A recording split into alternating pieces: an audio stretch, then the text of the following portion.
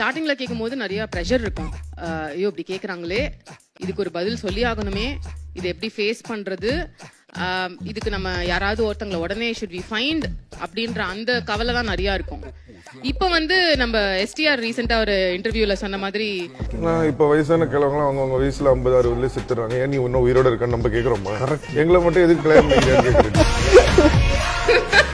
அந்த மாதிரி நான் எப்ப கல்யாணம் பண்ணிக்கிறேன் அப்படின்னு சொல்லிட்டு என்கிட்ட வந்து கேட்காதீங்க. I mean I'm just kidding, but really there's no pressure. and the important thing is நம்ம ஹாப்பியா இருக்கணும். நம்ம பண்ற சாய்ஸை வந்து கரெக்டான இன்டென்ஷன்ல பண்ணணும். I am not against marriage. என் லைஃப்ல எனக்கு பிடிச்ச ஒருத்தங்களை நான் மீட் பண்ணும்போது கண்டிப்பா அந்த கம்பேனியன்ஷிப்பை நான் ரெஸ்பெக்ட் பண்றேன், அந்த கமிட்மெண்ட்டை நான் ரெஸ்பெக்ட் பண்றேன். நான் விளையாட்டுத்தனமா என் வாழ்க்கையை எடுத்துட்டு போக மாட்டேன். ஆனா எல்லாரும் கல்யாணம் பண்ணாதான் சந்தோஷமா இருப்பாங்க அப்படின்ற அவசியமே இல்ல. கல்யாணம் பண்ணிக்கிட்டா மட்டும்தான் சந்தோஷம் கிடைக்கும்ன்ற அவசியமும் இல்ல. சிங்கிளா இருக்கும் போதும் ஹாப்பியா இருக்கலாம், கல்யாணத்திலயும் லோன்லியா ஃபீல் பண்ணலாம். சோ இதுதான் என்னோட ஆன்சர் இன்னைக்கு. அதுக்கு ஒவ்வொரு டைம் என்னோட மெச்சூரிட்டி, நான் இருக்கிற இடம், அதை அவங்க பக்கத்துல இருந்து பாக்குறாங்க. ஒரு சமயத்துல சொசைட்டி பிளஸ் அம்மா அப்பாவா அவங்க இருக்கிற கன்சர்ன், அது ரெண்டுமே இருக்கிறதுனால பொண்ணுக்கு கல்யாணம் பண்ணணும், பொண்ணுக்கு ஒரு செட்டில்மெண்ட் வேணும், அந்த விஷயம்லாம் எல்லா பேரண்ட்ஸ் மாதிரியும் அவங்களும் எதிர்பார்க்கறவங்க தான். அதை நான் இல்லைன்னு சொல்ல.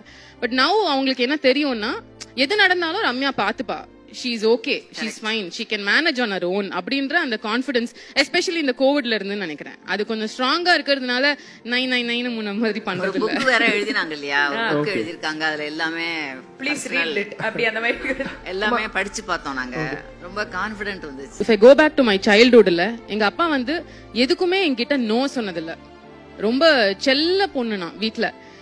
டு தி எக்ஸ்டென்ட் எங்க அம்மா திட்டுவாங்க, இவ்வளவு செல்லம் கொடுக்க கூடாது அப்படின்னு சொல்லி. சின்ன வயசுலயே வந்து மாப்பிள்ளை யாராவது வீட்டுக்கு வந்தா நான் வீட்டோட மாப்பிள்ளை தான் என் பொண்ணுக்கு பாப்பேன் அப்படின்னு சொல்ற லெவலுக்கு வந்து ஆசையா பேசுவாரு.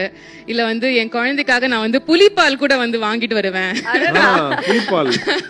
அந்த லெவலுக்குலாம். சோ எதுவுமே வந்து நோ கிடையாது, எதுவுமே சாத்தியம் இல்ல அப்படின்றத நான் நம்பவே கூடாது. எல்லாமே பாசிபிள் அப்படின்றது அவர்கிட்ட சின்ன வயசுலயே நான் கத்துக்கிட்ட ஒரு விஷயம். இன்னொன்னு, பிரச்சனைன்னு ஒண்ணு வந்ததுன்னா அந்த பிரச்சனைக்குள்ள எங்க அப்பா உட்காரவே மாட்டாரு. அவர் வந்து அடுத்து என்ன பண்ண போறோம், அவருக்கு வந்து 77 வயசாகுது.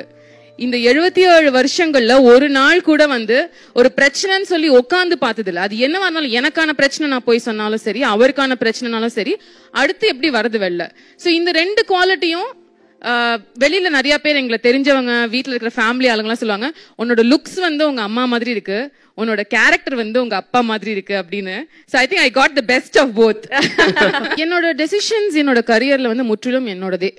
பர்சனல் லைஃப்லயும் நிறைய இருந்துதான். எங்க அப்பா வந்து நோ, இதை பண்ணக்கூடாது, இதை நீ பண்ண வேணாம் அப்படின்னு சொல்ல மாட்டாரு. பட் நான் என்ன சொல்றேன்னா, நிறைய இந்த ஃபெய்த் என் மேல இருக்குல்ல, அது வந்து ஒரு பெரிய ப்ரெஷர். இப்பயும் ஞாபகம் இருக்கு, என்னோட அண்ணனோட கல்யாணம் நடக்கும்பொழுது வீட்டுல இருக்கிற உறவுக்காரங்கலாம் என்கிட்ட வந்து, நான் அப்பதான் மீடியா ஆரம்பிச்சிருந்தேன். சோ எப்படிமா யாரு கூடயாவது ஓடி போயிடுவியா மீடியால இருந்து, இல்ல அப்பா அம்மா சொல்ற மாதிரி கல்யாணம் பண்ணிப்பியா அப்படின்னு அவங்க சொன்னாங்க. அப்பெல்லாம் என்னோட கான்சியஸ்னஸ் வந்து, என்னோட அம்மா அப்பா எனக்கு ஒரு ஃப்ரீடமா கொடுத்துருக்காங்க, அதை நான் மிஸ்யூஸ் பண்ணக்கூடாதுன்னு. ஸோ எப்பவுமே என்னோட டெசிஷன்ஸா தான் இருந்திருக்கு.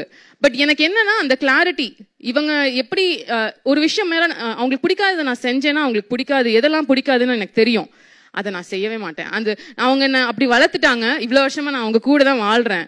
அதனால கிவன் அன் ஆப்பர்ச்சுனிட்டி சொல்லுவாங்கல்ல, ஒருத்தங்களோட கேரக்டர் வந்து அவங்க தனியா இருக்கும்போது தான் தெரியும், அவங்க கூட்டத்துல எப்படி இருக்காங்கிறத வச்சு நம்ம கண்டுபிடிக்க முடியாது. இப்ப என்ன வந்து சில விஷயங்கள் நீங்க ஃபோர்ஸ்பிளா வந்து பண்றதுக்கான ஃப்ரீடம் எனக்கு இருக்கு, வயசு இருக்கு, எல்லாமே இருக்குன்னா கூட நான் பண்ண மாட்டேன். ஏன்னா அவங்க என்ன வளர்த்துட்டாங்க, நான் அப்படியே ஐக்கியமாயிட்டேன்.